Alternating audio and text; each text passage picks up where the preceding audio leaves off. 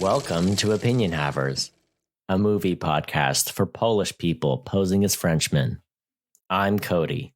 And I'm Tyler. Tyler, why don't you tell the good people what we watched? We watched Three Colors, Red. Yeah. Oh, yeah. Trey Colors Rogue. Mm-hmm. Yes.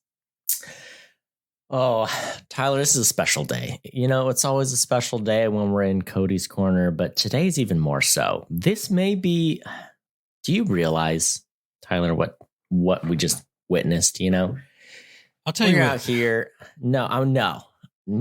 All right. I'm not done. Let's talk about this. You're out here. We're always out here watching series for your little Tyler's trash. All right. And whenever it happens, it's like, well, there's only 12 movies. Let's just watch them. And they get successively worse. Then there's one kind of good one. And then it ends really bad, you know? Yeah.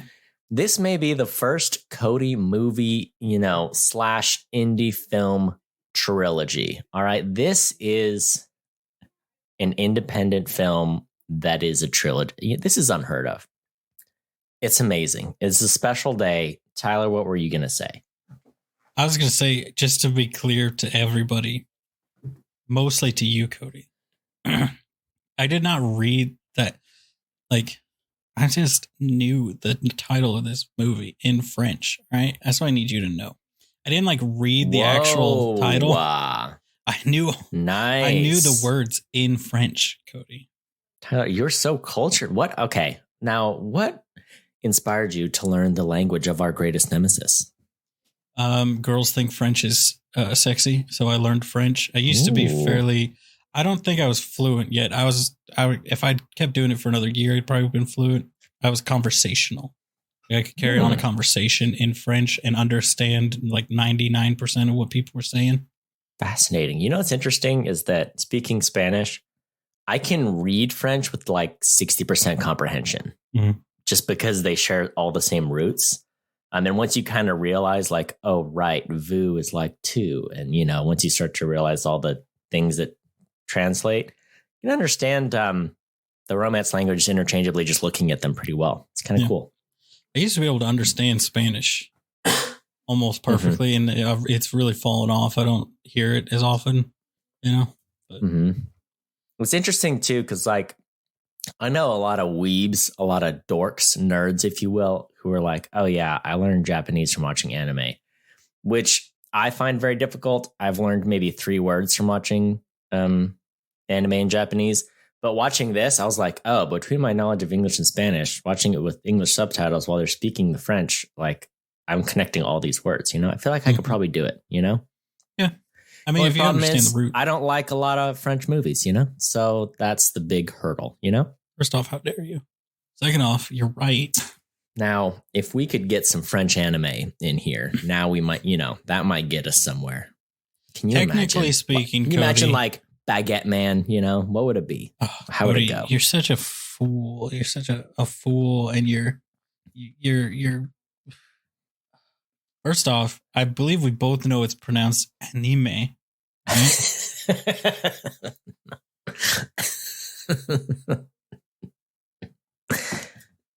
Tyler, do you want to tell the good people what this movie is about?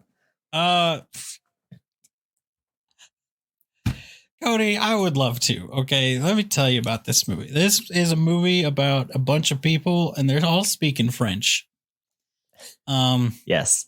And they're all going around, and there's stuff going on, and it's, it's slice of life, It's just a slice of life, rom-com, dramedy, or whatever, with a bunch of just outrageous violence towards dogs. That's what it is, okay? Here's the thing. What I've learned as a professional movie critic is that when a movie critic or a reviewer or something's oh, it's a nice slice of life, that means you have no idea what the movie was about. You have no idea. You sat there and at the end went what happened? What was going on? Is this just a week in the person's life? It's a slice of life. When there's no point to the movie, when the movie could have been made, not been made, and affected nothing either way. Excellent point, sir. I mean, look, how dare you but also great job. Look? I'll tell you what this is what it is. I'll tell you what it's about. Here's the moral. Yeah. Don't trust weather reporters. That's the moral of the story. Yeah, no, weather people in general are bad and charlatans. How are you going to tell me you know what's going to happen? Nobody knows the future. They're dabbling in witchcraft. They need to get out of here. If you're a weather person, turn off the pod right now. All right, turn off the pod, drop your phone on the ground, crush it underneath your heel, and, leave us alone. All right, Tyler, give me your hot take. Is this a good one or a bad one for you? It felt very foreign cinema, if that makes sense, right? Uh-huh. I feel like, with the exception of like Chinese big budget movies, right? Like the most, it seems like other countries, like cinema made from like like this is a French movie, right? Or like from that area. I shouldn't say French. It's like French Hollywood. I don't know where that is, but they are like used to be the second biggest movie market next to the US, right? And this is like from that sphere. It's European. Right? So if you want to know, it is a Polish director, French actors, and I believe it's in coordination with some Swiss people as well. So it's like three countries kind of got together. France bankrolled it, which is why it ended up being three colors, red, white, and blue for the French flag. That's what I'm so saying. It is French, but also it's a Polish, but yeah, it's very European. Like, there's French language film. Hollywood movies have British directors and, German actors and stuff like, I'm just saying it comes from, that. And they seem to have these movies that are much more subtle, I would say, than American movies. In general, not to say there's not subtle American movies, just like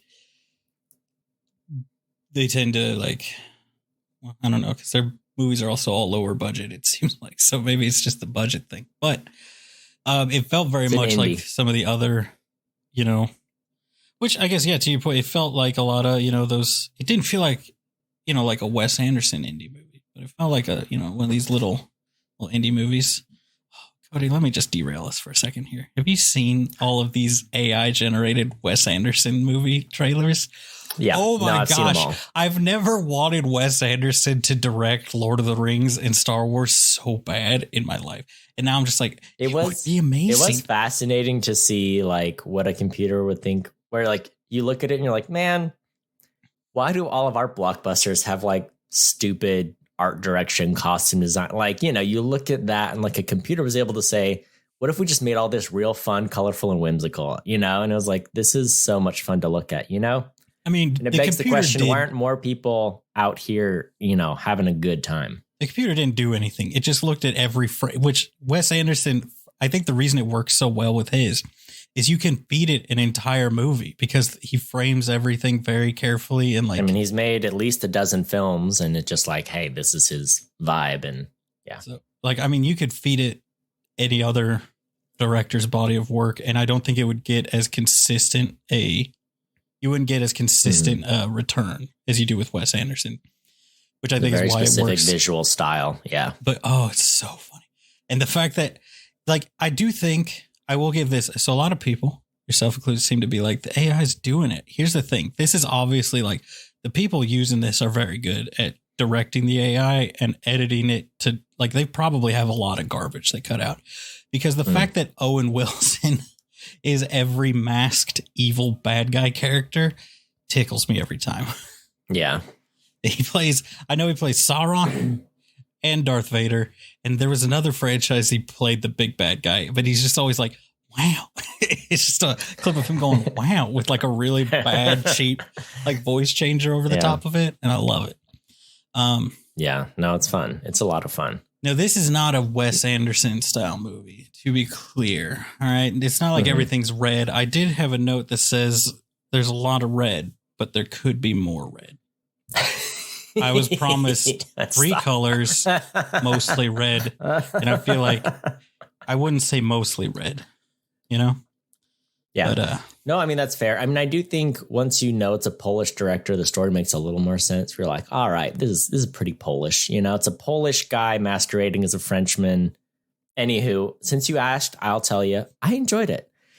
And honestly, the reason we did this movie I'll just precursor before we go into spoiler town, is because it has 100% on Metacritic, which is really rare because Metacritic is usually like way more brutal than Rotten Tomatoes is. So Metacritic, it's like once you're over 80 on Metacritic, you're like, oh, these are like top movies of all time. And so whenever you get one that like hits in the 90s, let alone at 100, you're like, okay, well, now I have to check this out. What's going on with this one? So that's what got this movie on my list to begin with.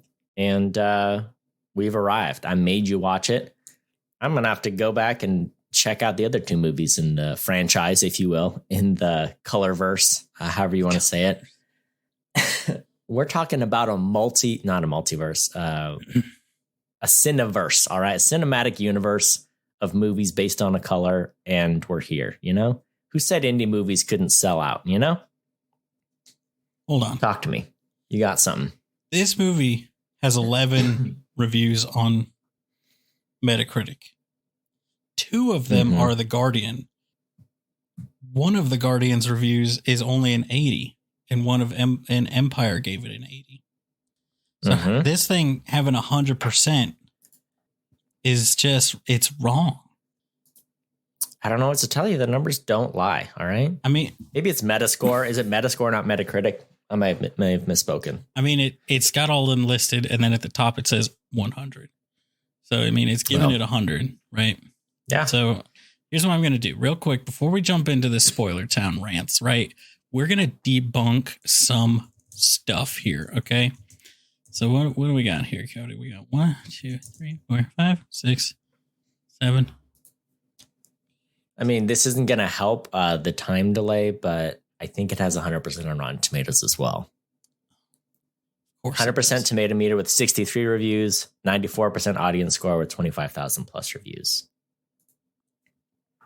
Sorry, I've had to click show all reviews 6 times. Okay. And it's taken me to a different page each time, which I find very annoying. Okay. I'm going to divide that by 11.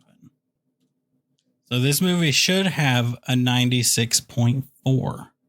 Oh. So do you feel betrayed? Let's just cancel the episode, you know? Should we just bail on it? I think let's do it. Let's get out of here. I will tell you, this movie's old enough. It has reviews. It is funny. So the reviews are, first off, there's duplicates and it's by different guys, but whatever. We don't worry about that. These are by major people. And, I was like, oh, cause it's from the past, but then I'm like, no, these are reviews from when it came out. So for the Chicago Sun-Times, I didn't realize that this guy, you did reviews for him. Cody, give me a guess on who did the Chicago Sun-Times. I just saw it. So it's Roger Ebert. It's our boy Roger Ebert. Raj. Yeah. Raj the man. Chicago. I have so much less respect for Roger Ebert now. Yeah, first off, absolutely. Dealing in 100 points. He couldn't have told me if it was good or bad in 4 points back then. Then I don't respect his opinion back then. I don't know. Yeah. Well, Tyler, I think that tees it up. Wouldn't you say? Cody, I think it teased it up so perfectly. Hop in my Jeep. All right. Hop in this Jeep Wrangler and let me jump a curb and almost roll our way right into Spoiler Town, USA. Oh, yeah. Where this Tyler, can I have the honor of going first? You can, but I do want to give you a heads up that I have 1, 2. Oh my gosh. 1, 2, 4 full pages. I probably of notes. have maybe 1 page, so we'll see if I can even make 5. All right, are you ready? I'm so ready. I'm going. All right, Tyler, you brought up the Jeep Wrangler. Let me tell you, watching this movie, I was like, it looks, and maybe just because it's European and everything looks so old because everything's been around for a while, I was like, man, this looks like it could have been in like the 80s, the 70s, maybe even the 60s, you know? But then the Jeep Wrangler always pops up. I'm like taken out of it. I'm like, hold on, this is an old world. This is now. This is the year 1994, and we have Jeep Wrangler. It was such a modern car, and every other car in the movie was so bland, you know, to have the red Jeep Wrangler. It really took me out of it in the best possible way. I had an idea when this movie came out, but I kept questioning it. But then I kept seeing that Jeep Wrangler, and I was like, I guess we're in modern times. I guess so. Let me let's talk about, I don't know. Here's the thing. I don't want to sell this movie short because I did like it quite a lot. And I thought it was very good. You know, just to get, before I get into my gripes, I'll tell you this. I think it actually had a really strong story. It was a little slice of life-y, maybe not as much as you might have alluded to. I think once you get through halfway of the movie, you're kind of clear on what the plot is. And then by the end, you're like, oh, there was actually like a cool, coherent story to this movie. You know, I enjoyed the use of red colors. I thought the actors were really good. And I thought especially like all the camera work was really strong. So a lot of the camera pushing they did, some of the perspective stuff, I thought it was really great. I really enjoyed that part of it. Now let's get in the rest of it. This woman, look, I was trying to explain to Bailey what this movie was about because I really didn't know. And then I read one thing and it was like, woman kills dog. I was like, okay, hold on. I can't read anymore because I just need to watch this. Anyway, she doesn't kill the dog. She does run it over. And look, when you run over a dog and you're in the middle of a city, you know, there's no way she's going over like 30 miles an hour. That dog was bloody. You know, I don't know. Did she have like a wench on the front of her car or like Mad Max style spikes? I don't know what she had going on her car that she made this dog so bloody. But don't worry, the dog survives. My favorite thing is that the dog survives. She takes it to the vet, whatever. She's keeping the dog for a little while. And then, like, the next day, she has the dog out. She's like, all right, I'll let you run around, you little rascal. Just don't run away. It's like, hold on. This is a dog with a record of running away. And not just running away, but getting hit by cars, namely your car. So let's not just let the dog go. It ends up being fine. Okay, so it's fine. All's well that ends well. The dog survives. The dog has 7 puppies, puppies, as they would say in France. And, you know, that's great. But as much as I like the main female protagonist, she's an idiot. You know, she let that dog go. She shouldn't have done that. She's a bad girl. Okay. Let's talk about my next favorite item / gripe, the tiny cups. You know, when you're going to be partaking in some pear-themed alcohol, there's only one way to do it. And it's with the tiniest little glass goblet possible. I mean, we're talking maybe half a shot can fit inside of this thing. And that's being pretty generous. And she asked for more. I'm like, you bet. I don't even understand. Look, I thought I knew how alcohol worked. And I thought that a shot was like the smallest amount people drank alcohol in. And then they whipped out this little half shot goblet. I'm like, what are they? I don't even understand. I don't understand what we're doing here. I need one. I need tiny goblets. Imagine me pouring my Red Bulls into a little tiny goblet, just 2 sips at a time. Just, and you got to refill. I'm ready for. I mean, you couldn't even put a carbonated beverage in this little thing, you know, because it would bubble over every time. I got so much joy out of the tiny cup, and when she took a drink and the cup wasn't gone, I was like, how do you nurse the tiny cup? It's the smallest possible cup. Oh man. Let's talk about this. There is a man who's being cuckolded, all right? It's Red Jeep Man. And, you know, he does like any good soldier will do. He calls. Here's the other thing about this movie. It's so back in time. It's like we're dealing with, I don't even think anyone has a voicemail. They allude to someone you didn't turn on your machine, but I never hear anyone check their voicemail. This is a time where like you called someone and they either weren't home or the line was busy. You know what I'm saying? You know how long it's been since we've been dealing with, hey, the line was busy, couldn't leave you a message. You know, that's like pre-Seinfeld era, you know? Anywho, so he's out here, he's calling his lover. She's not answering. So what you got to do? You got to climb. You got to go peep in the window. You know, that's the only way to find out what's going on, to solve your. Oh my gosh, how am I out of time? Tyler, what happened? Origin story for parkour. That's what I'm getting at. Parkour is French. I know that. This movie probably kicked off the trend. There we go. Tyler, did you really not start your timer? I've been over for a bit. Cody, I started the timer so late because you said it and I was like, oh no. Oh, let me tell you, I Googled cuckold to pull up the straight definition. It's like Webster's dictionary and then just a solid page of nothing but porn sites. And so, yeah, it's fun. Yes. So, you know, I'm glad I spelled it right. So that's how I know.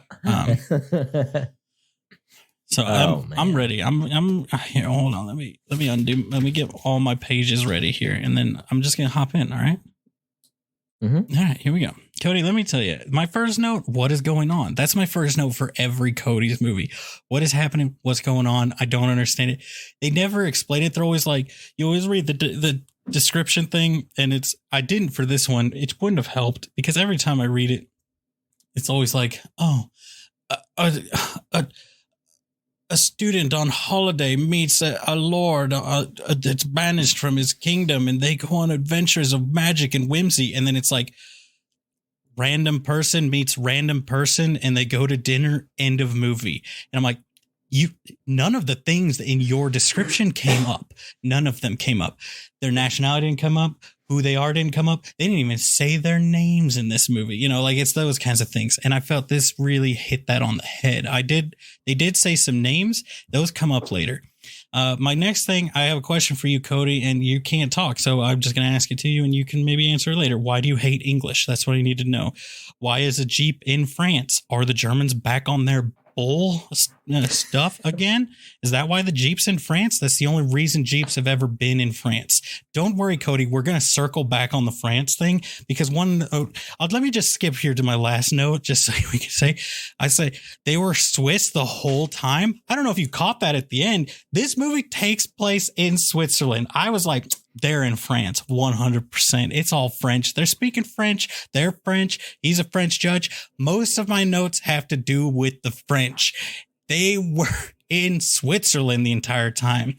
I said they were Swiss the whole time. My universe has been irreparably something because I said rocked, but then I say rocked again in a second and then I crossed it out. Couldn't think. I'm so flustered. My world shattered. My dome rocked. What happened? All right. What's going on? Why do I feel lied to? I feel cheated. I feel Smeckledorfed. All right. That's what I feel right now. Cody, let me tell you about these tiny cups. I drank a lot of alcohol. I drank not very much brandy, wine. I hate wine, brandy. I tasted a lot of brandy flavored stuff. Never really had brandy. Let me tell you, Cody, let me tell you about sipping on alcohol. I don't get it. If I'm doing alcohol, I'm doing a shot. I'm going to slam that alcohol. I sipped on whiskey, but those people who put like the tiniest little bit of whiskey in a cup and then sip on it for an hour, I'm like, dog, this is 2 sips. All right. I would spend a lot of money at the bar. Okay. I would be bartender. I would say, can I have another? And I got asked more than once by a bartender. Really? In that tone. And I would say, yeah, dog, I weigh, maybe you don't understand this, bartender man. I weigh over 400 pounds and drink a lot of alcohol. We're going to need at least 3 of these before I get my buzz on. All right. So I'm not wasting my money on these tiny goblets of brandy. These people, they're out here sipping. No, slam it. Get weird. All right. Get in there. Start throwing the rocks back. You know what I'm saying? Cody, cuckold, this man was not being cuckolded because the whole thing of being cuckolded is you're into it and you're watching. He wasn't watching. He was being cheated on is what you were looking for, Cody. Cheated on. That's what you were cheated on. All right. That's sorry, Mr. Allen. We were looking for cheated on. Okay. Let me go back to the beginning of my notes and just know that I thought they were French the whole time. Okay. I put the French would kill a dog for a bad movie. And then the dog was really hamming it up. And I said, get this good boy, crossed out girl, an Oscar. Because that dog was acting its little heart out. It was so good. We love the dog. All right. We love Rita. She's a good girl. Hopefully they didn't actually hit her with a car, but they probably did. And that's sad because they did, for facts, kick a dog later. And then the Jeep guy tied a dog up. Why did he tie the dog up? And then he just has the dog. This is what I have. One of my notes is, did they just cut out whole paragraphs of dialogue and scenes and did they remove 2 hours worth of movie from this movie after it was made? Because there's jumps where I'm like, what? How? They made a point of showing this man going out to the middle of nowhere, tying up his dog and then driving off. Like he's abandoning the dog. He's going to go kill himself. And then it's like, cool. Now he's on the ferry with the dog, idiot. It's like, what? Why? What is happening? I'm glad the dog didn't get abandoned in the middle of nowhere, but why?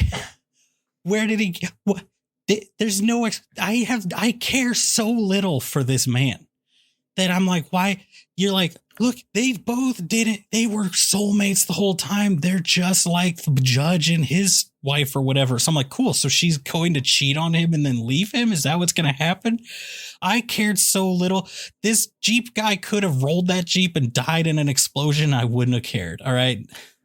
Tyler, I'm going to have to cut you off right there. Great points. You're right. Why did he tie up the dog? We'll figure that out. I have to dispute the cuckold thing. It says here, look, this is from Oxford, okay? So I don't know what kind of word sites you're using, but according to Oxford, which is a university, it says a man whose wife is sexually unfaithful, regarded as an object of derision, all right? So it means your wife's cheating on you and everyone thinks you suck because of it, all right? Am I crazy? That's all it says right here. You know what I'm saying? You're like, you're out here saying, you know, slurs because you're like, that's not what it originally meant. That's what you are. You're that guy right now. That's who you're being. I don't even, you're out here Googled like define cuckold. You know what I'm saying? Mm-hmm. That's all I got, you know? I'm not out here. It severely dropped off after the mid 1800s. That's what you need to know. People stopped using this word. And you know what? It's gone up slightly since 2019. So good for us. Well, yeah, because now it's a fetish, Cody. That's what it is. Thanks, internet. Fetish. All right. Let me tell you, the amount of porn sites on my Google right now tell me it's a sex thing. Okay. That's all I know. All right. And all I know, here's what I know besides that. There was a man butt in this movie. There was a butt, and they Tyler, lingered on the butt. It wouldn't be a French film without a little whoopee. You know what I'm saying? Someone's got to be making whoopee, and we have to see it. I've only seen a few French films. I wouldn't say this is my favorite, but I would say it's my second favorite, next to Amélie, which is also, it's a much lighter, more delightful film. But people make whoopee in that one too. You know, it's the signature of the genre. That's what you need to understand. It has to happen, otherwise France would not have funded this film. That's what you don't understand. Right. It's got to be a French butt. That was probably a French butt too. It's like you could have you could have any other European nationality, and French butt. You're right. They talk about how they're Swiss citizens. And like I said, this movie is like Poland, Switzerland, and France got together to like make this film. Okay, let's talk about this. Like, you talking about these countries getting together. Swiss. Well, no. Okay, hold on. France funded it. The rest of the people are just from those countries. I don't think Poland. We can't get into that. But why is the movie so French? Like, all the architecture looks super French. All the awnings, there's like French titles on the restaurants and stuff. So that's what I don't understand. Like, I'm willing to buy that it's in Switzerland, except it looked super French and was in French the whole time. You know what I'm saying? Am I crazy? They speak French in Switzerland. I thought they spoke Swiss German. I think both. I think it depends on where you are. Because I have a friend who moved to Zurich and they speak German. I think they're German there. But it's like they've got Romanish, German, French, Italian. So I think it's like Switzerland is such a melting pot of all those different like French, German, and gotcha. I didn't know that.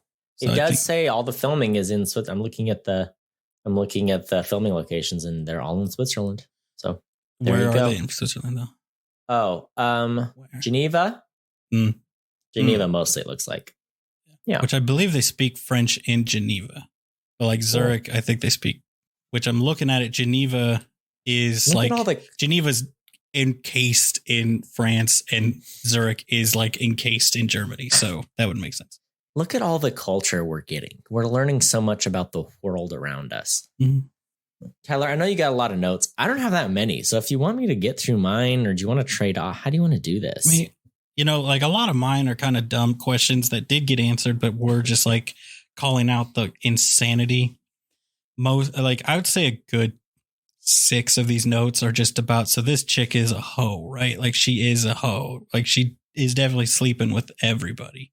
But like, also Valentine is the girl. Michelle is the guy on the phone. Michelle, yes, is also the worst, right? Like, which one's Michelle? Michelle's the guy that's like, why didn't you answer? Oh, I got locked out of my apartment. Yeah, but you didn't answer. So why didn't you answer? Yeah, he's a douche. Like, he's a douche, right? To borrow a word from the French, he is a douche. Like, he deserves to get cucked, right? Yeah, no, he's all primped and polished to get cucked. Man, okay. Well, I'll share a few of my thoughts. Share them. I enjoyed the use of color. You know, the scene. There were several scenes that were just kind of, washed in red. Wasn't the whole movie, but there were a few really good scenes. It looked like the throne room in The Last Jedi. There's some scenes like that. It was great. I liked the large banner was in red. The final shot is in red as well. So I don't know. I just enjoyed that. It is interesting that it's like red, white, and blue for the French flag. I think the director was like, yeah, no, we would have done other colors too, but it ended up being French. So it was like, great, we'll do that. For it being like the thing of his little three. I don't know. It's so interesting to me that this director made 3 movies. And it's not even like, oh, well, Francis Ford Coppola did 3 Godfather movies like over 15 years. It's like, no, this guy made 3 movies at the same time, released them like 6 months apart of each other, and got nominated for Oscars for them. Just really a unique scenario for making this movie. I really like the camera work, and it starts off with like them going through the phone lines, and I was like, "Whoa, this is trippy!" And then, but then it ties in immediately. It ties in immediately because, like, oh, got it. This guy's wiretapping and listening to all these other calls. So I liked that. It was clues. You kind of talked about like whenever we do a Cody movie, it's like, okay, what is immediately? You're like, what even is happening? Like, what's going on? Which I would argue is the hallmark of a good script. Good writing presents you with several questions to begin your journey, and it probes your mind, and it gives you something, it's a puzzle to figure out. That's what I like. That's what a good Cody movie's all about, I mean, yeah, I guess, but it's just like maybe sometime we could just watch like a normal, critically acclaimed movie that isn't like what? I watch all those on my own time, and you never watch them. So then I make you watch the real weird ones that I would never watch otherwise. That's how this works. Hey, I give you a heads up. When I watch a movie, I send you a little text. I'm like, hey, I just watched this, Yeah, but then you're welcome at any point to be like, hey, I watched it too. Let's analyze the interaction that always happens here. Is you say, hey, I just watched this movie, and I say, cool, do you want to do a podcast on it? And you go, nah, I don't think it's worth doing a podcast on it. So you are the one that doesn't want to do it on all Here's these the thing. movies. You have asked me if you want to do an episode on it before. Usually you ask me that when it's a movie I don't care about. You never ask me when it's a movie where I'm like, definitely we should do an episode on this, But if you got stuff to say about I think we're disconnected. About a movie, just say. I watched Air, and you weren't like, hey, you know what? I'm in Matt Damon's backyard. We should definitely do an episode on that one. You know what I'm saying? We should. If you These think are it's your good. Bros. You watched it. You probably go to the same Dunkin' Donuts as Ben Affleck. So let's do it. Dunkin' Donuts is trash. I saw Air. I saw Air's less sexy cousin, Blackberry. I'm out here seeing all the movies. But did you watch Tetris? No. No. Too sexy. Yeah. All right. So let's see. I really enjoyed the themes of the movie. Once I figured out what they were, like what was actually going on. I was also very confused at the beginning because it starts by her being on the phone with her like lover, and he's like obviously in a different country, whatever. And then immediately there's a guy getting off the phone, goes down to his red Jeep. I was like, hold on. Is that her lover? And he's lying to her that he's out of the country. Like that's what I thought at first. And it took me like maybe half the movie to figure out that wasn't what was going on. Yeah. So, I mean, I get it. I get the confusion. It doesn't help that the names are in, a different language, and you don't always put the names to the face because there's all these people on the phone too. So I was like, oh, those are other names that you never put a face to. Whatever. It's fine. Did they ever say the guy's name until the end? Augustine? Did they say August? Yeah. It took a while, I think, to catch his name. Yeah. I mean, to be clear, like his name is August. If you were born in an English speaking country, it would be August. It's just spelled the Swiss way. Her name is Valentine. Her lover's name is Michael, but spelled in the Swiss French way or whatever. But I was just like, nope, he's a man named Michelle. We just have to live with it. You know what I'm saying? That's how it goes. I will say there were a few things I really enjoyed about the movie,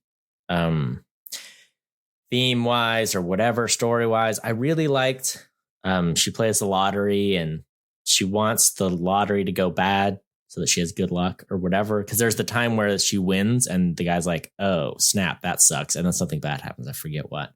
Anyway, and the same thing happens when Red Jeep guy goes to leave. It shows the 3 cherries when he goes and finds out he's been cucked. So I thought that was kind of interesting. I thought the judge was really interesting as a character. He eavesdrops on people. He turns himself in for it and gets, charged with invasion of privacy. And he obviously really likes Valentine. And at the end of the movie, he's kind of, he's like, I just didn't meet the right person. Maybe I should have met you, right? But then, and that's where it goes back to, there's this other judge who's going through basically the same thing, right? He just became a judge, and then he's been cucked, been cheated on, and all this stuff. He abandons a dog, but don't worry, he doesn't abandon it. So I just thought it was really interesting because at first I was like, is this like a time warp thing where like that is him? That's what I thought too. We going, like time I travel. thought we were seeing him. Yeah, I thought we were seeing him at the same time, but also it's him in the past doing the thing. But it wasn't, because Jeeps weren't, that like model of Jeep was later, and that's how you knew. Well, I thought this is him from the future. He's come back in time, and he's squatting in this abandoned house. That might be a better movie. Anyway, so I thought that was interesting, but I don't know. I really enjoyed watching that take place. And one of my favorite thing the judge talked about was, he has judgments he regretted, and he's just like, you know what? Like, I'm the way I was because of the opportunities I had and the way I grew up. If I was in all these people's shoes, I probably would have done the same crimes as them. I thought that was really interesting that like him looking back, he's like, I wouldn't have acted any differently. I thought that was fascinating. And I was really enjoying where the story was going. And I realized like, oh my goodness, young judge is going to meet Valentine, and it's going to happen for them. It's going to be great. And then the fairies crashed. And my note for that is, oh dear. Mine was, oh my goodness. I was like, this is going to be such a cute, sweet little romantic ending. And then it's like, anyway, 1,000 people died. No. And the yacht that the lady was going on with. The weather lady. Weather lady was like, I'm going on a great trip. I'm going out on my yacht, English Channel. Going to be lovely. So look, this movie is anti-weatherman, which is how we felt. And I thought that's great. I don't know. It's kind of interesting. So on that note, Roger Ebert, in part of his review, he talks about how like the film trilogy, Red, White, and Blue, are an anti-tragedy, an anti-comedy, and an anti-romance. I think this is the anti-romance. Yeah, that makes sense.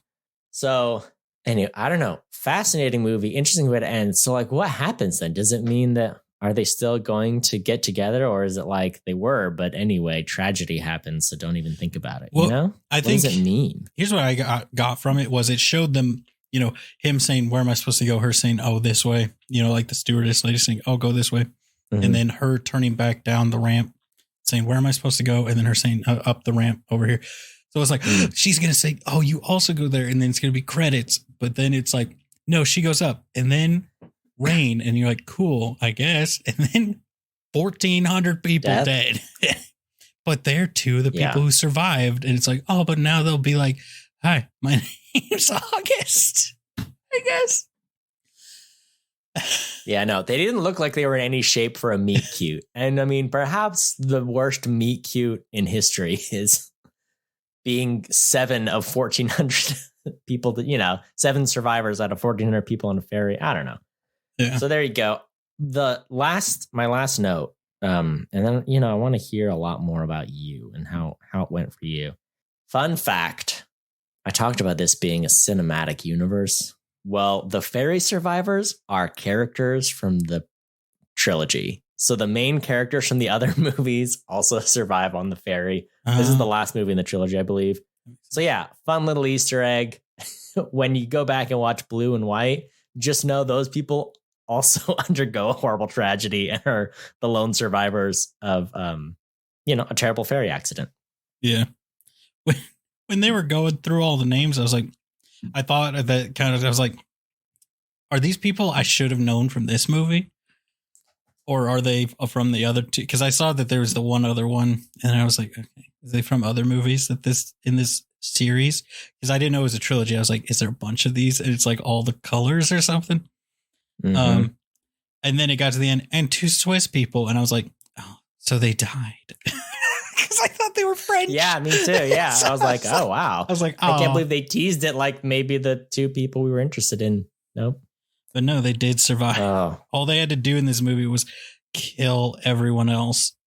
That's all you got to do to meet your true love is sink a ferry across the English Channel. Not a bad price for true love, 1,400 souls. Yeah. Well, I mean, okay, I'll get into it when I start running through my notes. But yeah, I have theories about why maybe that might have required 1,400 souls. I did have one last thought on the camera work. I really, I talked about it zooming through the phone lines. But then later, when she goes into his apartment, for the judge's apartment for the first time, you see the camera moving left and right. And it's like her view of the apartment, which I really enjoyed, being like, oh, right, this is how you would enter the apartment. You look around and you notice things. But then the camera, instead of cutting to her, it pulls back to her. And I was like, man, there's some really cool camera maneuvers they do in the movie. And I just thought all that was really great. Really interesting script, well acted. I really like this one. There were some odd quirks and things, but like I liked it enough that I might check out the other two movies. And he has one or two other like acclaimed films as well in his repertoire. I'm like, I might have to check this guy out. He's kind of cool. Yeah, I definitely felt some of these movies that we've watched, I've been like, this was not done well, or this was not a good movie. But this one, I felt like any of the parts that I was like, what the heck? What? I feel like it came across much more as I thought to myself, what is wrong with the French people? Again, because I thought they were French. Not like, this is a weird choice for a movie. Like, it felt believable. Like, it felt like it may have been just like more of a cultural difference for the target audience and me, between the target audience and me. And I think that's why it did. I don't know if you saw the awards that it won. I saw the nominations. So I think it won several. Do you want to? No, just nominated. Sorry. Got nominated for 3 Oscars. So I get why it got nominated, right? Because it's like it executed on a lot of the stuff really well. Like, it felt believable in even the weirdest moments that it had. It felt like, oh yeah, this is something that would happen. Yeah. These psychos in this other country. Yeah. And speaking of the awards, it's kind of interesting. I always think it's interesting to look at when a film is nominated for an Oscar, to look at what else was nominated and what won that year. Kind of interesting. So this was the year where the main movies were Forrest Gump, Shawshank Redemption, Nobody's Fool, Pulp Fiction, Quiz Show, and a few others. Those are some of the Little Women. Those are the main ones that I've am aware of, have seen.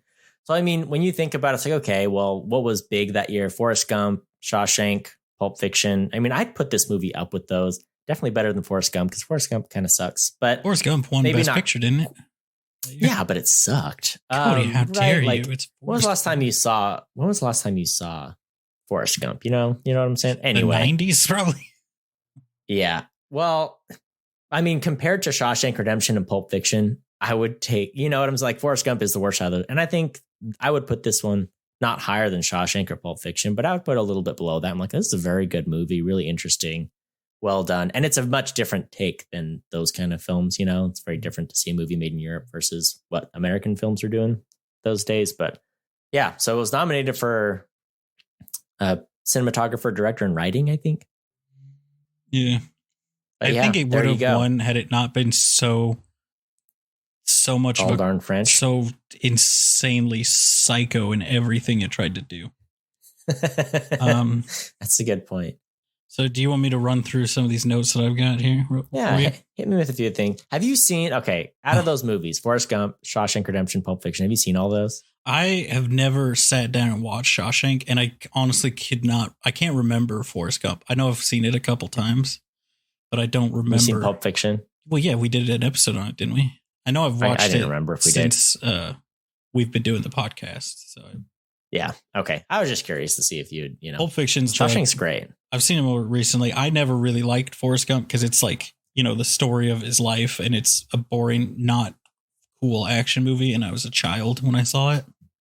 Yeah. So I saw it in college, and because I was like, oh, this is a classic. People quote this all the time. I got to watch it. And I was like, that was fine, not good enough to beat out all these movies. I'd say between all of those, right? The ones you listed, Pulp Fiction, Shawshank, Forrest Gump, and this one. Forrest Gump is the the mass appeal movie of that group. Like it is the lowest. Yeah, that's what's kind of weird kinda. about it is that it won for best actor, won for best film. Yeah. So but there were all these, like it was Quentin Tarantino's second movie and one of his best, and Shawshank was like a weird sleeper where like it did really poorly in theaters and then became like this instant like VHS TV movie classic where like everyone discovered it later on. We're like, oh, this is fantastic, and it's Morgan Freeman and Tony Robbins. What's that guy's name? I forget his name. Tony Robbins. The other guy. What's his name? Anyway, also Morgan Freeman was listed as he was nominated for Best Actor in a Leading Role, which is weird because he is not the main character of that movie. Anywho, talk to me about this movie, though. All right. So here's what I got. So I got this. After talking about your Tim Robbins. Anyway, carry on. It was Tim Robbins. Tim Robbins, not Tony Robbins, motivational speaker. Tim Robbins, motivational actor. Yeah.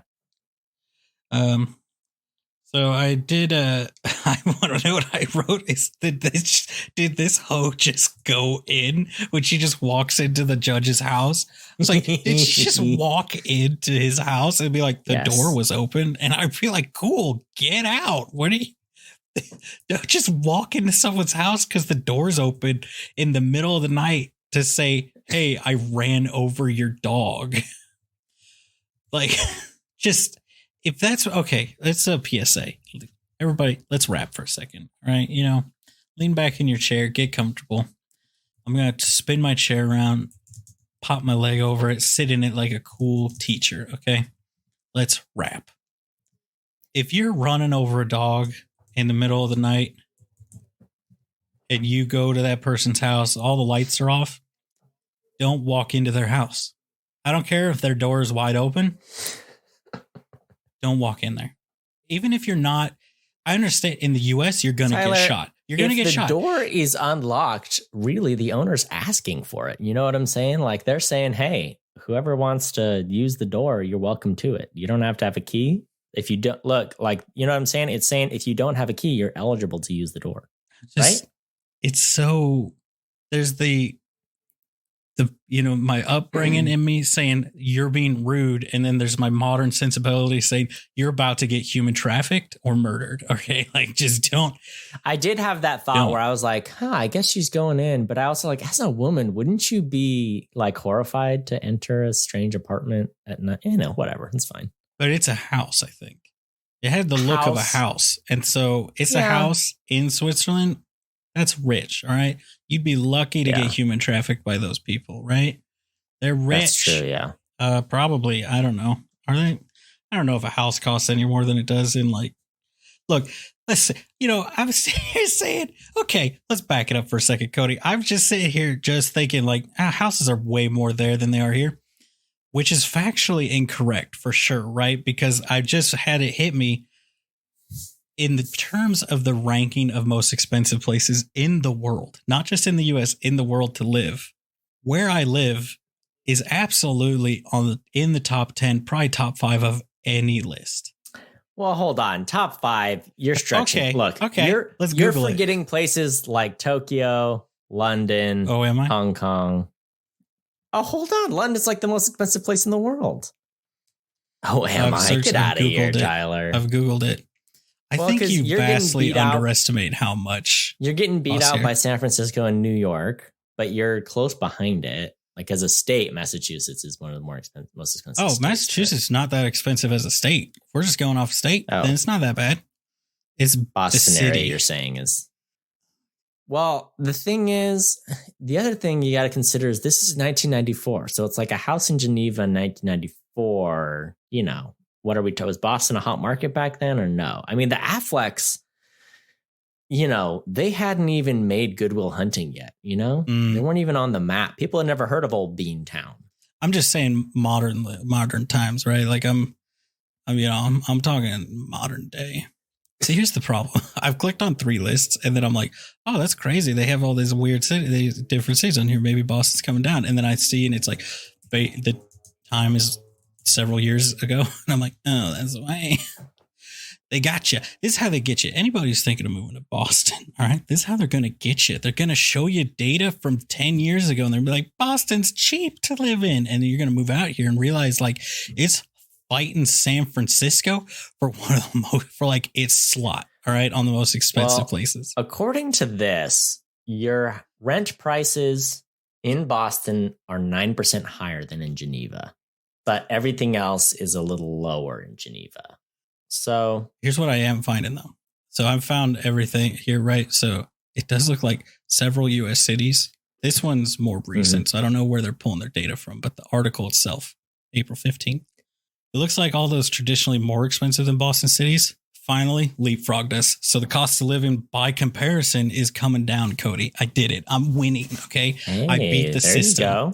But also, this says LA is more expensive by a lot than San Francisco, which I feel like, but then other lists. So the previous list was like, oh yeah, LA's number 3 in the world or something. And then this San Francisco, not on the list.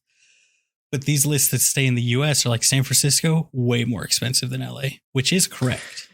Yeah, it's hard because I think you have to take everything into account. Like San Francisco, the housing, I think, is probably going to be more, but you might save on a few other things. I don't know. So, I mean, like this list, like I said, there's a lot of stuff that's way cheaper in Geneva. There's stuff that's way more expensive. Like you're paying a lot more for certain foods. What's Cody on your list? Let's back up. All right, since we're off here, we're going down this wine.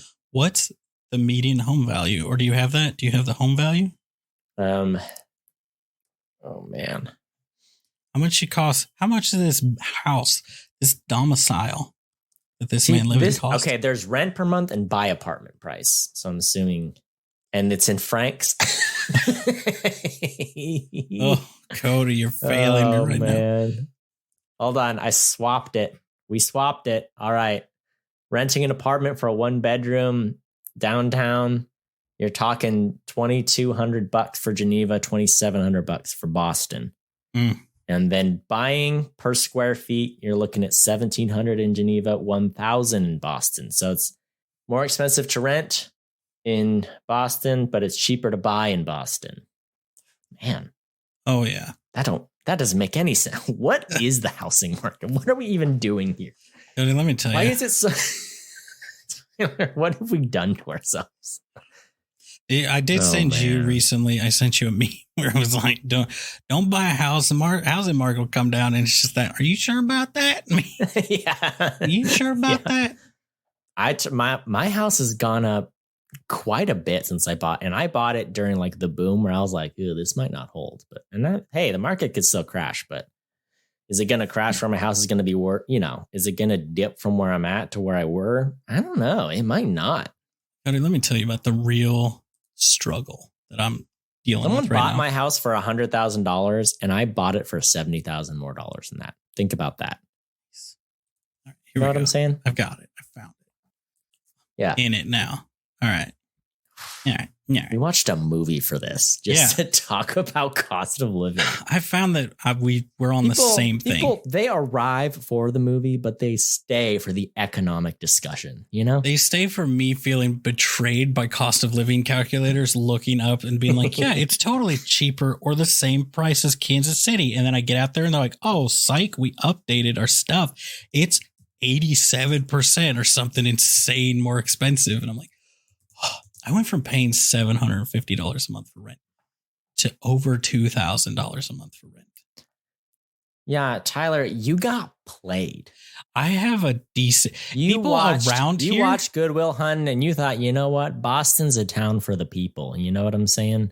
And then you arrived and you were betrayed. People who live around here are like, that's so much for rent. And I'm like, and then there's like coworkers who moved and renting from somewhere else. And they're like, that's so much. And they're like, oh, I pay so much less. And I'm like, cool. Where do you live? And they're like, oh, Fall River. And I'm like, oh, cool. Yeah, I don't want to live here. That's like being like in New York, someone being like, yeah, I pay $1,800 a month or $3,000 a month for rent.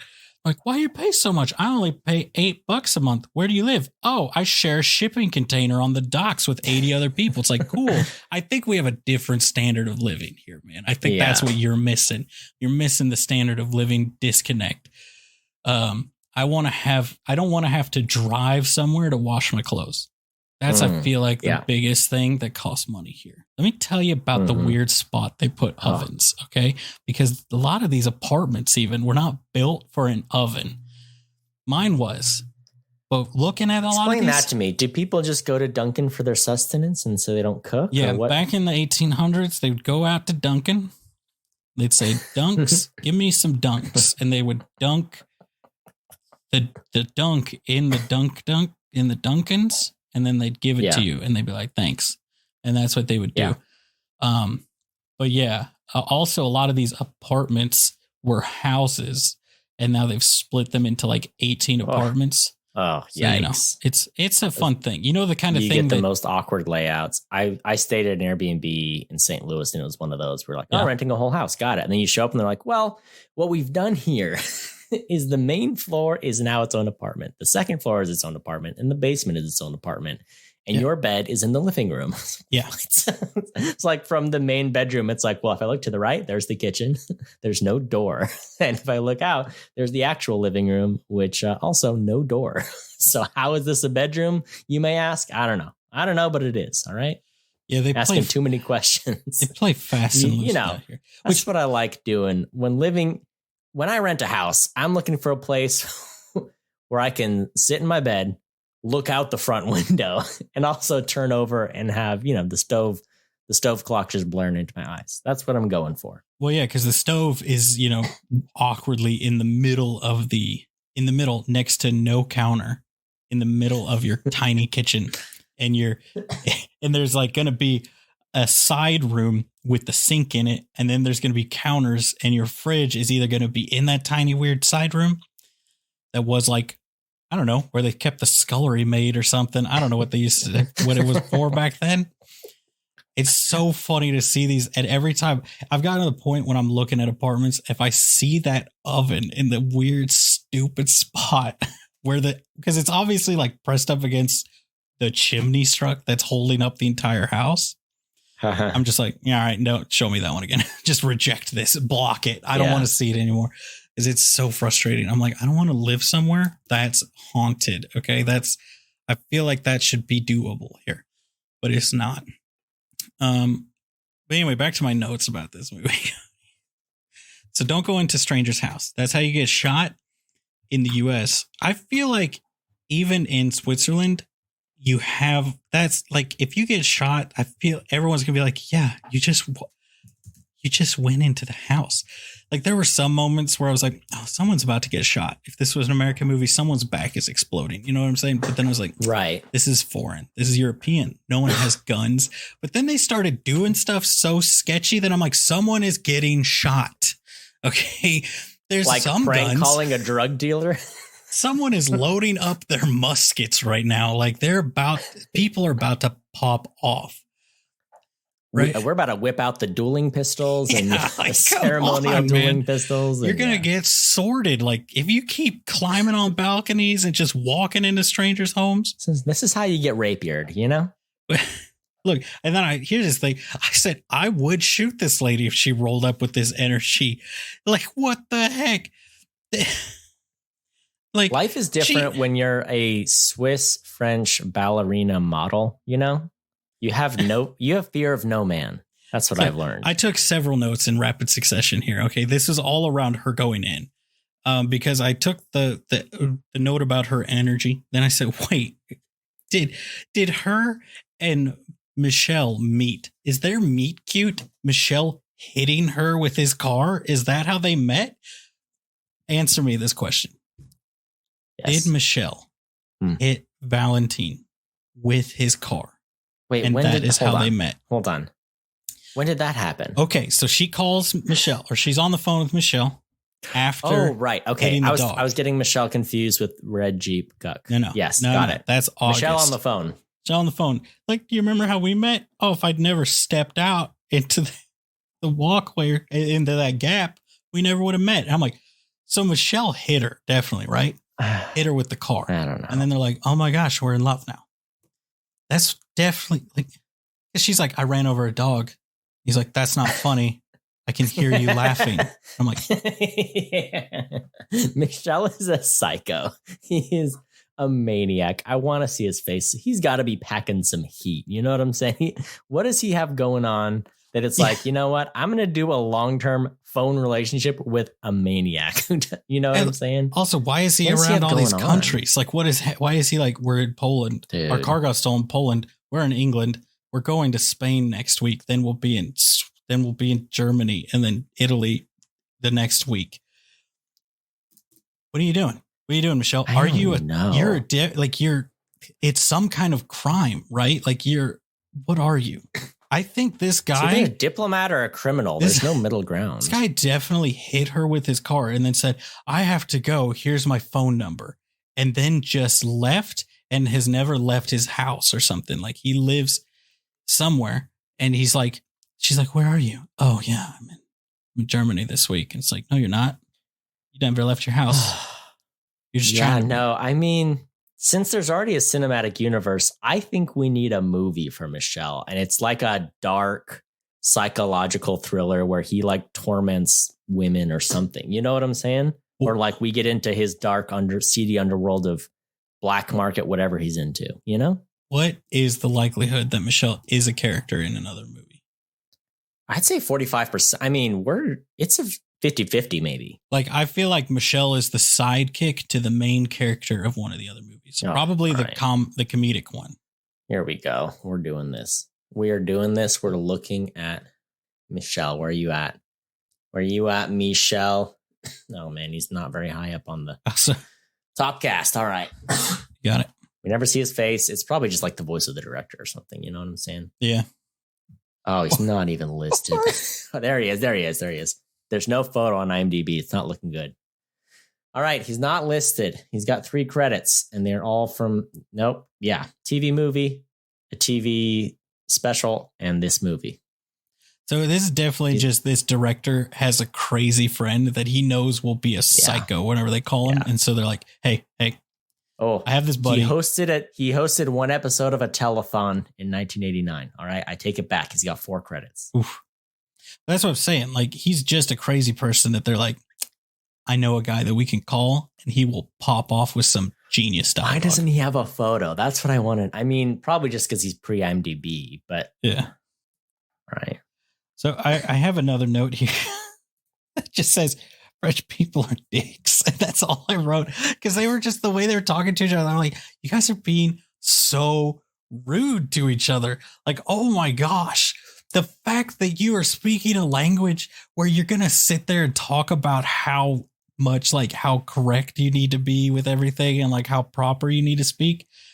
You guys are just douchebags. And it drives me nuts the way the French people are about their language, but they're so needlessly rude. And then they're like Americans too, like they're always smiling and being like weirdly polite and taking way too much time to talk. It's like, dog, in the amount of time it takes me to say, thanks, bye, hang up the phone, you're going to still be saying your douchey farewell thing that you're going to say to avoid saying goodbye. I couldn't believe how many times like someone said something that seemed like really rude and then they just moved on. Like they didn't address it, you know, where he's like, and I forget what they were, but there were a handful in the movie where I was like, oh, seemed like a dick move. Okay, but we're not batting an eye. We're just moving on. All right, sounds good. They're so mean. Everybody in other countries, they're so mean. All right. And it's so funny because the people you see respond to it the most are like the British, because I feel like they're confronted with it so much and they just learn to brush it off.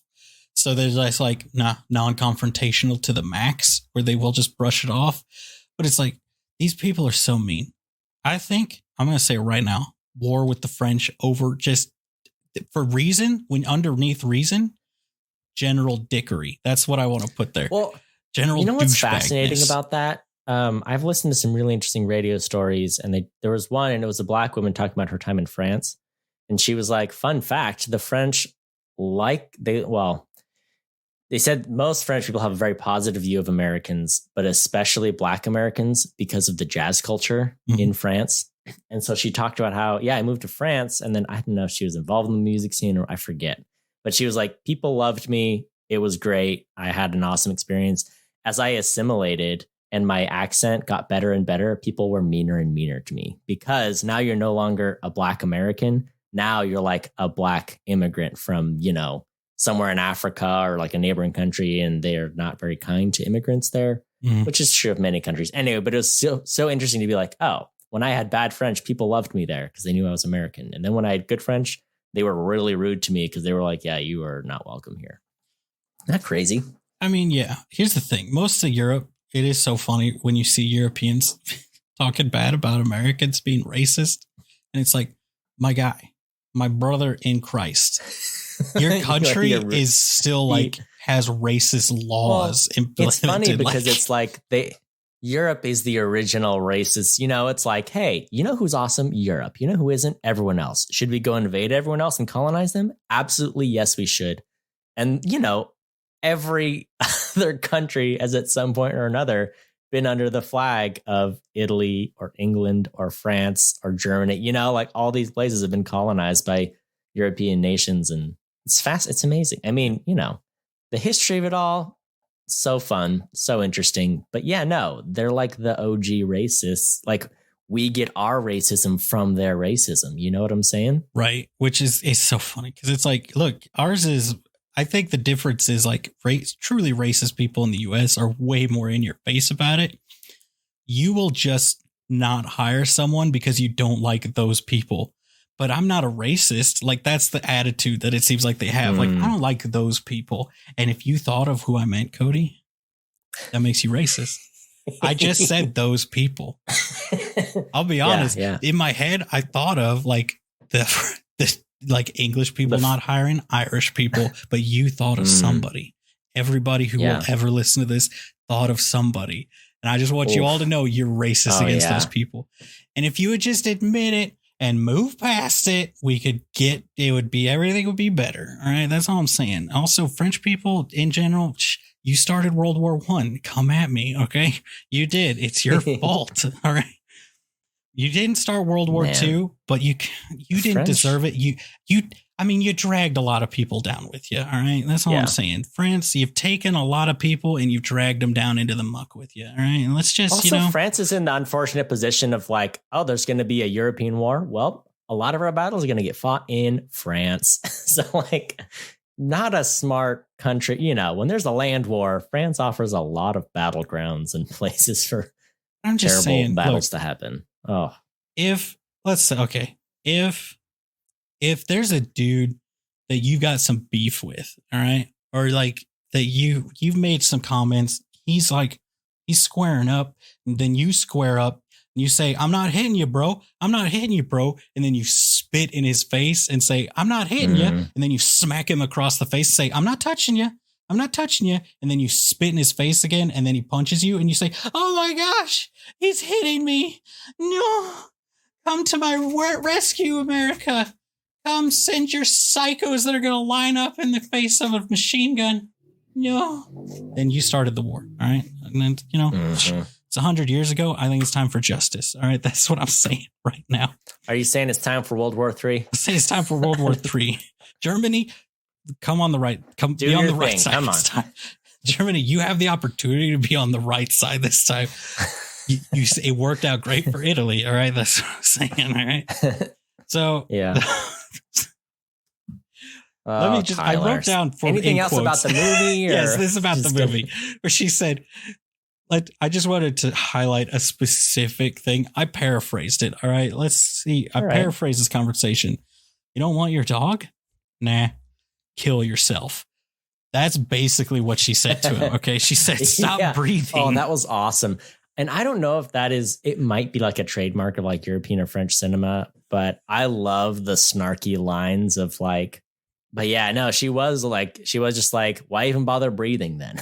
I was like, cool. Lady, he just is like, I don't want the dog anymore. There were a lot of really bleak lines like that where it's just like, what's even the point? And they just, they just take the blow and they move on. I really like that part of it. It was like the equivalent of like, in a Western where there's like the cool guy one-liner or like a Bond film where he's like, look at how suave I am. But like, it's the just really morbid equivalent of that where it's like, you might as well be dead. And he's like, you're probably right. I think he even says good idea. Yeah, that's what they really like just stop breathing then. He's like, good idea. And then he goes into his house. They really teed it up so many times of like making you think he's going to have killed himself every single time they went to his house. It's like, oh, he's definitely dead. So I said, who is Jeep guy? 45 minutes in. I have no idea. So, Jeep guy. There's the Turkish. I have a note about the Turkish catching strays. She's like, I think someone messed with my lock, put gum in it. And the guy's like, dang Turkish. And I'm like, what the heck is that a thing? There's just so many random how mischievous things. The Turks are. That's what the Turks how those are Turks like their chewing gum and they like sticking it places. Oh, so the pen. I have a fun note about the pen because I don't know if you know about this. Ooh. I love pens. All right, I like expensive pens. I had the same brand of pen that this pen was. Is a Mont Blanc. What brand? It costs at least $500 to $600, probably several thousand. I had a very cool one. It had like a dragon etched on the outside of it and had the little Mont Blanc logo. Very nice. They are very nice pens. If you can't afford one and you like pens, I recommend them. They're fancy. They're nice. It's so hard to commit that much to a pen because spending that much on a pen, you're saying, hey, I'm not going to lose this because I know for me, I'd lose it. I'd lose it in a heartbeat. Oh, I have no idea where my Mont Blanc is. But fun fact for anybody who wants to if you're out, you're on business trips, you're traveling, it may be difficult right now. But if you can bust your way into China and buy it from Mont Blanc in China, they are way cheaper there. Ooh. And you buy them. Did you have any trouble getting that through customs? No. Did you have to pay a big old fee? I mean, I didn't get it. It was a guy that worked for the company I used to work for that bought a bunch of them. You can get some good stuff in Hong Kong. My friend got like this suit tailored there from that famous suit shop that all the presidents get a suit from. And the guy did that too. He got a bunch of people's suits. Some cool stuff. He said he bought himself. This was a rich guy. He bought himself like 30 suits because what he did was he went into these places and he's like, I'm going to spend. So we went into the Mont Blanc place. He's like, I'm going to spend as much as one pen costs. So he got like 50 Mont Blanc pens to like give out as gifts and stuff. But they were, $700 if you bought them in the States. Yeah. And then he went to like the fancy tailors and he's like, I'm going to spend like $2,000, which you'd spend on like a super nice tailored suit. And so he said he's like, I think he said he had to roll it back a little bit because he ended up getting like a ton, like I said, like a couple dozen suits. Yeah. Like way too many. Yeah. I think it's like $100 to $200 for like a tailored custom suit that where you pick out the pattern, you pick out the lining, they'll etch your name in it, they'll stitch your name in it. And it's, like he it's basically all custom and they can do it in a few days. He got a bunch. He said he got a bunch where he went, he got them and they made it because they put them together and he's like, is it possible to get them and then just have them like assembled, untailored essentially so that he could then later in life, like 10 years from now, take it to a tailor and have it tailored for him or someone else. And they're like, yep. So that's what he's got all the material. Basically, he's like, they put it together in such a way that just like a basic suit. Yeah. But then you'll tailor it. And so it's like, then you can take it to a tailor and they'll tailor it for maybe a couple $100. Yeah. Tailor measurements are interesting because they're international. Like every tailor uses the same measuring system. So it's like, you can just say, hey, give me my measurements and you can send it to a tailor somewhere else in the world and be like, oh yeah, no, I can make this. And the suit he was wearing was one of them. So nice. It was ridiculous. Yeah. Yeah. My friend showed me his. I was like, this is awesome. I put August was Frodo, right? Right? What? There's a scene. Like he looked like he should play Frodo? No. There's a scene where he takes his Mont Blanc, taps on the window, right? With the Mont Blanc pen, which I thought very poetic. Yeah. She's sitting there with her yacht owning, I don't know. I don't know what his title would be in this cuckold relationship. It's Sancho. Sancho. just a melange of all cultures. But yeah, so Sancho. Yeah. So he's like taps on there and she runs out after him and he's hiding under there. And it's like the Lord of the Rings with the Nazgul. My goodness, you're right. Well, it's funny because that was one of the times they teased like, oh, he jumped off the bridge. Like, that's what I thought it was going to be. Like, he got our attention, then killed himself or something. And then, yeah, he is. I did not see that coming at all. Him hiding under the thing. I have like one more big note. So, because most of them, we covered the butt, the like him, I think it was Michelle saying, I think so. She's like, do you love me? So here are my guesses for who this guy is, for who the judge was. Okay. It's the old guy. Okay. God, Jesus, time traveler, ghost, genie, murderer, Darth Vader. Is he Jeep guy? This was most of them I wrote down. I started just going through all of the possibilities when he came to the fashion show. And I was just like, who is this guy? Is he supposed to be God? Because he says something in that conversation where he's like, I think I'm like, who she is. They started alluding. I'm like, is he supposed to be like retired? Like a retired over it Jesus or something like that? Like I've retired and now who are you? I'm a retired judge of souls or something. Like, are you supposed to be like Jesus or Peter or something? Like, what are you? Mm-hmm. Who are you? Also, I did have a fun fact before we jump into your theories of who the guy is. The guy definitely sentenced someone to the guillotine. He was a retired judge in the 90s. The last use of the guillotine was 1981. September, oh my goodness. 1981. Wow. All right. So now you know that. I'll tell you. I don't know who anyone is in this movie. What, you think he's not just the judge? I think he was symbolic for something. It felt there was too many lines that he's talked about like he's like I'm a judge. I'm just a judge. I'm a judge. I'm a judge. These are the things. And then I was just like, am I supposed to feel he has a whole human backstory, like I don't think that he was actually like that, but I think it was like, what's the symbol of him? Yeah. What is he supposed to? I mean, it's like he's trying to. I don't know. It's because the last shot too. There's his broken window and he's crying and looking into camera. Like, is he crying because has regrets about his life, or is he crying because he's happy that they survived, or does he feel like he has some sort of redemption because young judge has a chance at the life he didn't get? I feel like it was happy. I thought that's what I got from the tears. I was thinking, I was like, is he sad? Did he not see they survived? But I think he was really, happy and relieved that they survived the very accident. I don't know. Is he just that old, wise grandpa that is in love with his granddaughter? That wiretaps his neighbors?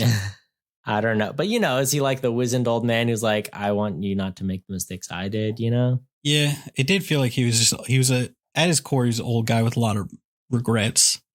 And he wiretapped his neighbors, which is, an interesting arc for a character to have. I did think it was funny that the second the other guy became a judge, he also crawled up on someone's balcony to spy on him. And I was like, is that a prerequisite for being a judge in France again? Because I thought they were in France.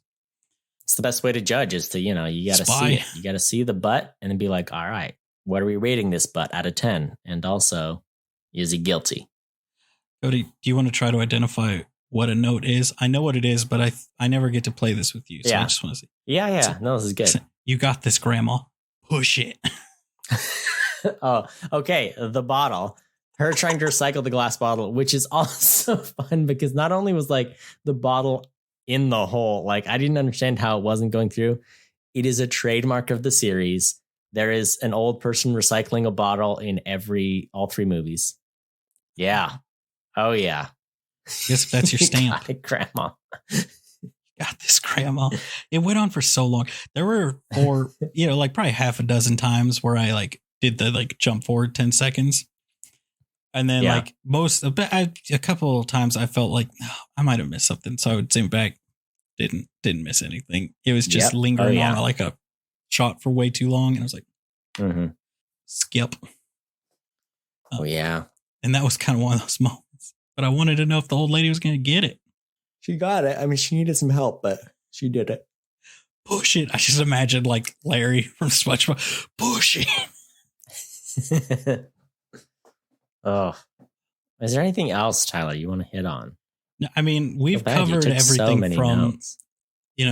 World War One to the cost of living to the housing costs to Swiss, Swiss Tyler, demographics. isn't it good to know that you could afford, rental in Geneva? Yeah, it Does is. that make you proud?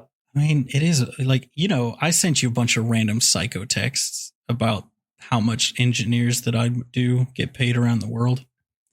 Tyler, I think about this? Reframe your life. Instead of having to commute to places you want to go and being like, hey, I'm right next to Walmart. That's convenient. You could be living on one of these Swiss streets where like, I got a little French cafe thing downstairs. I just crossed the street and I'm at, you know what I'm saying? You could be living that city life, riding your Jeep over the curbs and hitting the dogs at will. That is something that shocked me, that I should have recognized that they weren't in France, I guess, when I saw this, is the amount, like the cars looked normal, right? And normally in these European movies, it's like, that's not a real car. Come on. Like, that's not real, but it is. Oh my goodness. I just pieced it together. The license plates say GE on them, and I had no idea what it meant. And now I think it stands for Geneva. You're probably right. That probably is right. All right, there we go. I was trying to figure it out. I was like, I don't even know, where are these licenses? I mean, France, I guess, but no, it's Geneva. Like, because I think like he had a Jeep, and I saw like there were, cars that you would see in the US at the 90s. Whereas I feel like whenever you show like England or really any European country in like the 90s, it's like, wait, these are not real cars. Are you making this up? Mm-hmm. So I thought that was interesting. I misspelled Switzerland so badly earlier, and I'm embarrassed about it. Get to the Swaziland page. Is that what happened? No. Honestly, I just typed out Swiss and then put Zerland, and I was like, Google will figure it out. Like I was just like, I don't remember how to spell it. It'll figure it out. Oh man. But I mean, we've really covered a lot. And I think I liked the movie. I think like a lot of the other movies we've talked about, a lot of the other indie films, it executes, I would say, go so far as to say it's like executes perfectly on the story the guy set out to tell. I think unlike some of the ones that I don't like, I felt like at the end, I understood everybody and their story. I feel like it purposefully started very confusing and all over the place, and everything kind of focused down as time went on. Okay, hold on. I think I may have had an epiphany. I think I know what happened with the dog. Okay, recall. The judge is like, take the dog, whatever. I don't care. It's yours. She's yours now. Whatever. Whatever. Young judge abandons his dog, but then he comes back for it. Redemption. He's not like old judge. He's young judge. He's better. He's still a cuck, but he's better. Am I right? Did I come up with something? I think you're right. Did I do it? I feel like you're right. This is normally something I read in the trivia. I'm like, I'm so stupid. I watch movies as a professional. I don't get any of this stuff. All right. Okay. You're saying it was well executed for the story they were doing. Any other thoughts on wrapping up Red? I just think that it did the thing that sets these kinds of movies apart, kept everything simple. And like it had a simple premise, simple story, kept the dialogue tight. Very rude. And like, I would say they cut out more than they should have. I think they went at this script with a chainsaw. Like, I think they really brutally ripped some lines out, because there were some parts where I'm just like, it almost feels like you cut out the middle of the conversation. Like they had the conversation and then you cut it out. Yeah. Because there was some, wait, what? Like you should take the dog. My mother died last Tuesday, or so, like that kind of like, what? How did we get here? Yeah. So, oh my gosh, Cody, I looked up cars in Switzerland. Yes. Second page, Jeeps, several Jeeps, lots of Jeeps. So it's believable. We're here. We're doing it. We're figuring it out. So here's my look. I will echo some of those thoughts. I really enjoyed it. I thought there was some really interesting dialogue. I enjoyed the characters uncovering the story. It was a little confusing for a bit, but maybe that's just the language barrier. Once I pieced the story together, I thought it was really interesting. I was ready for a really nice little ending, and instead it was like this bittersweet. You're like, I'm glad they're alive, but what on? Only a Polish man could come up with something, where it's like Shall the lovers get together? Well, they won't die. Like, hold on. That wasn't the question. I didn't want to have to answer the question. Did they die in the ferry accident? Anywho, I'm teetering between a couple grades. I want to know your grade, and then I want to slap a grade on it. What are you going to give it? Would you be shocked to know that I'm so engrossed in shopping for Jeeps in Switzerland right now that I totally forgot that we grade movies. Like, let me send you a link to a Jeep in Switzerland. All right. Hey. It's hard because this is one of those movies that I don't think I'd recommend it to anybody. But like, if I knew someone like you that's like a film buff or like wants to start being more of one, like start getting into the or indie or different movies, I would definitely recommend it in a heartbeat to them. So I will. But what about you? You know what? I will give it. I think it does. It deserves. I'll give it an A. I won't give it an A+ because I wouldn't rewatch it over and over again. But they won me over. The fact that they turned out to be Swiss, not French. If had I known that going in, the movie would have been so much better from the beginning. Yeah.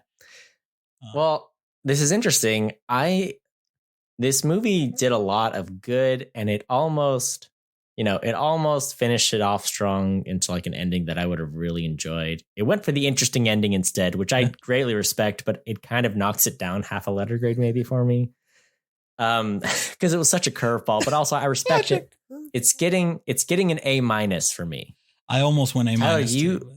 You gave it. I was between B+ and A-. So I mean, you liked it one more than me. I think we got to rename the segment. You know what I'm saying? Like, you're out here. Let's look at the last few Cody corner. I mean, we both gave a B to Some Like It Hot. Where else we got? You gave an A to Paddleton. I mean, Tyler, look at. You gave a higher grade to. Oh no, that's a different one. Hold on. Where's this one at? B+ for Patterson. I mean, Tyler, you like these movies, all right? That's what I'm here to tell you. Blue Valentine got a B from you, and I mean, come on, you're a Cody's Corner guy. I think you're in it. Cody, I gotta tell you, okay? I'm just gonna come clean with you right now, okay, Cody? Yeah. Here's the thing: I was raised where you don't like fancy movies. You don't like fancy food. You don't like musical theater. You don't like Regency stuff. You bully those kids so that they bury themselves so deep in coping mechanisms or in the closet, or they don't make it out of high school, Cody. That's what we did back then. Okay. Like that's where we're coming from. Okay. Now who's the kid that I can bully all the time? It's me, Cody. But let me tell you, Tiffany and I, we're watching a Regency based D&D game. Can you imagine a nerdier thing? And I am so into it. I'm about to start watching Bridgerton, Cody. I'm this close. Oh my goodness. I'm this close to kicking off Bridgerton. There's too many butts. It's too saucy. Cody, I need the Regency. I need the touch of the ungloved hand as they hand the thing. Okay. That's what I need. Tiffany and I busted out the fans. Okay. We've got these fans that Tiffany owns, and we busted them out to dramatically like, oh my goodness, whenever things saucy happen. Okay. Like that's how into it we're getting. So that's what we're dealing with right now. I love musicals, Cody. I was forced to go see Wicked when I was in high school. Oh my gosh. It changed my life. Okay. It's so good. For any of you out here that are like, I want to go see Lion King. Lion King sucks. You don't go see it. It's a terrible musical. Have I seen it? No. But I guarantee you it's not better than Wicked. Okay. Do it. You think only gay dudes see Wicked? Well, first off, that's homophobic, Cody. All right. Second off, it's amazing. Okay. I love the music. I saw it last year. It was great. It was really, really good. Okay. Here's another secret for you. The Tinkerbell movies, amazing. So good. There's so much drama to them. Don't look at me and say no, because here's the thing. You have just established that I am more into the artsy movies, thus making me the artsy movie critic. And I'm telling you, Tinkerbell movies are where it's at right now. Yeah. Disney, when's the next Tinkerbell movie? Do we need to do the thing, by the way? Do your thing. Let's get Bob Eager in here and we'll get him to spill the beans on that. The dead movie critic? No, Bob Eager. No, that's Roger Ebert. All right, close enough. Okay. Roger Ebert is dead. Yes. Good catch. I'm talking about Bob. Look. Disney CEO who wasn't the CEO for a minute. And then they're like, backtrack. New guy sucks. Get Bob back. And here we are. Yes. I'm trying the Lakers game the other day. Lakers down 3-0 in the series. Real bummed about it. I really thought LeBron might be able to get what would this be, his 4th or 5th ring? I really thought he was going to be 5th ring, I think. Thought he was going to be able to do it. No team has ever come back from 3-0 in the playoffs. So looking bleak out here. Cody, there is a chance that you may have to do it. You may have to be the one to do it this time. You may have to be the one. See if I can find it. Because LeBron. And here's the thing, Tyler. All 3 games were winnable for the Lakers. They were within striking distance in the 4th quarter of all 3 games, and they dropped the ball every time. LeBron, the game before last, he dropped 2 easy breakaway layups, and it was I don't even know what's happening. And then they lost by 6 points. It was that was 4 points. I don't understand. They were right there, and it's hard. Hold on. It's coming. It's hard out here to be a fan of the most successful basketball franchise of all time. You know what I'm saying? I know what you're saying, Cody. I have it. I have the device. Done it. I pulled it up. It worked. All right. Divine the film. Divine the film. Dun, dun, dun. Leon the Professional. Oh, so French. We're on a run here, my guy. We're doing it. Is this movie in French? This one, I have no idea. I don't think so. I'm pretty sure it isn't. This is interesting because Natalie Portman just commented about this movie. It's a Natalie Portman film back from when she was just a child, when she was just a little one. So this will be interesting. All right, Tyler, we're on a roll here. Oh, yeah. Yes. This is going to be good. Well, I want to thank Tyler's so dejected. He ended on a high. He gave this movie an A, and now here we are. He was talking about his love for Wicked and the Regency and all kinds. And I'm so sorry. Look, I don't think it's that French. Don't get me wrong. I just think there's either a French actor, a French character, or something. All right. It's going to be good. Okay. Don't worry about it. It's marginally problematic. It's going to be great. Want to thank everyone for listening, for putting up with, the cost of living discussion and everything else that goes with it. You can share us, rate us, review us wherever you find your podcast. We are Opinion Havers. We're on social media, allegedly. And, you can try to hit me up. We'll see. We'll see if I answer or not. Tell us what movies you want us to see. And until next time, watch movies. And have opinions. Let's look at this Jeep here. Oh, God. 38,000 CHF. Is that francs? What is that? What's CHF? They go by the Swiss franc, so I don't know if that's what the CHF is. All right, there we go. Oh, look, here's the thing. I kind of, unless it's a Wrangler Rubicon, classic Jeep build, I don't know if I like the Jeep look of their other cars they make, look, Cody, it's the top one I found. It's a Compass, and I don't know what to tell you. CHF francs, all right? It's 1-to-1, basically. It's one. Oh, wow. 38,000. Man, Jeeps are so expensive. It's crazy. Oh, it's got air conditioning. All right. Well, I'm sold. Are we still doing the post-show thing? We're still doing the trailing thing? There we go. Let's go ahead and stop recording. And bam, we're done.